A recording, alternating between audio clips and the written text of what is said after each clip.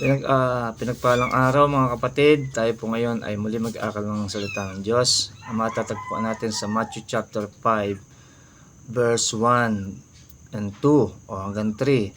Ang sabi po doon ay nang makita ni Jesus ang napakaraming tao, siya po ay nagturo, umakyat sa bundok at nagturo at tinuruan sila ng mga maraming bagay. Ang sabi po doon sa verse 3, mapalad ang tao na wala nang inaasahan kundi ang Diyos, sapagkat mapapabilang sila sa kaharian ng langit. So ang sabi po doon ay mapalad ka kapatid pagka ikaw ay umaasa sa Diyos sa kabila ng mga pangyayari na sabihin na nating maganda o hindi maganda na nangyayari sa iyong buhay, pero ikaw pa rin ay umaasa sa ating Diyos. Sapagkat naniniwala ako dito sa ating mundo ay ito'y punong-puno ng mga pagsubok sa buhay, hamon ng buhay, mga trials sa buhay.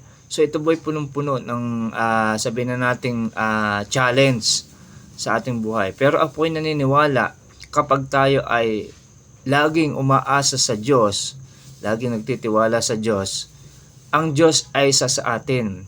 Ang sabi nga ay bibigyan niya tayo ng lakas upang mapagtagumpayan yung lahat ng bagay na yan. At sabi pa sa Philippians na magagawa natin ang lahat ng bagay dahil kasama natin si Kristo. So isang bagay po inuulit ko, ang sabi doon, mapalad ang tao na wala nang inaasahan kundi ang Diyos, sapagkat mapapabilang sila sa kaharian ng langit. So kapatid, mapalad ka sapagkat ikaw ay umaasa lagi sa Diyos.